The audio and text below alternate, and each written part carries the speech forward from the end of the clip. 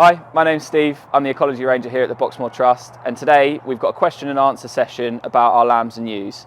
So a little bit of an update. We haven't got many ewes left in our third cycle. We've got about 5 left here in the shed, which should be done in the next week or so. And we've got some questions that you have asked that we're going to answer for you. So thank you very much for those that have sent in the questions, and hopefully this will be informative and answer anything that you wanted to know.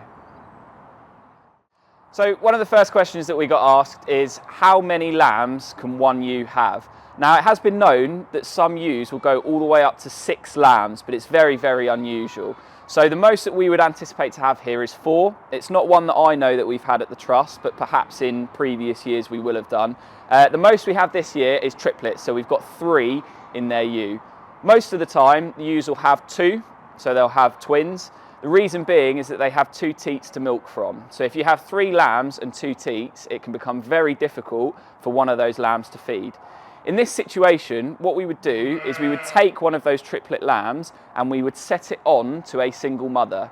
With a single mother, they only have 1 lamb that will be using 1 teat. Therefore, moving one of the triplets over to that ewe makes it much better for the lambs, and it means that we don't have to bottle feed them.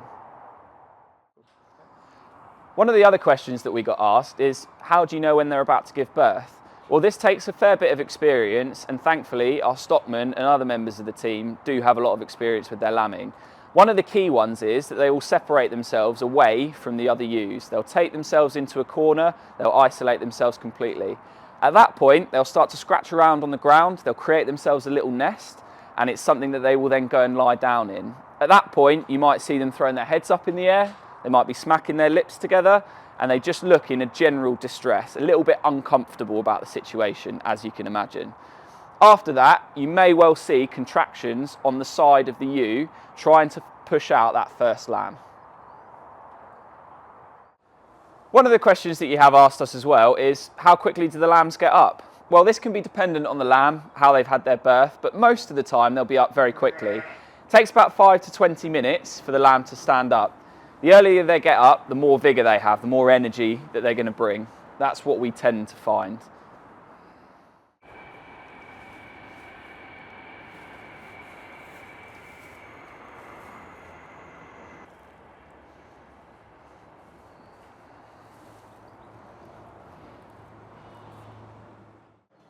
So one of the other questions is, as soon as they got themselves up and about, how long is it until we take them out into the field?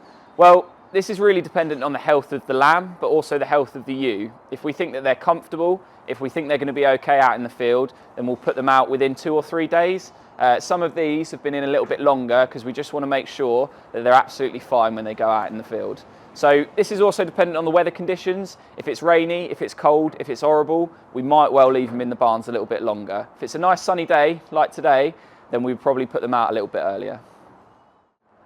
So another question is, are they born with their horns or do they grow them? Well, again, this is dependent on the lamb. If we have a ram lamb, they tend to be born with horns, little buds on the top of their heads, whereas the ewes don't tend to be born with those and they grow them over time. So one of the final questions that we get asked is, do they look after each other in the field? Well, obviously the ewes will look after their own lambs. However, indirectly, the whole flock look after each other. As the saying goes, there's strength in numbers, and by having them all together in the field, it means there's a lot less chance of them being attacked by anything. You'll see behind me that most of the lambs will stay quite close to their mothers to begin with.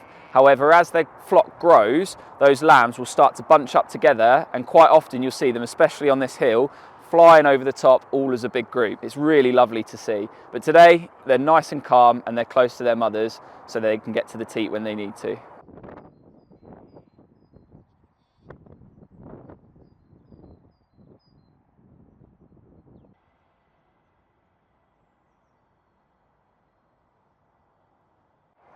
So one of the questions we also get asked is, how do the ewes know which lamb is theirs? Well, for our sake, we paint numbers on them. It's very difficult for us to remember every lamb that goes with every ewe. But for these guys, when they give birth to them, they'll have a good smell of their lambs and make sure that they know the smell of their own and that they keep them nice and close. That way, when they're out in the field, you'll very often see a lamb with their own ewe. It's something that we keep an eye on, because if we see a ewe on their own with no lambs close to it, we need to make sure that the lamb's okay.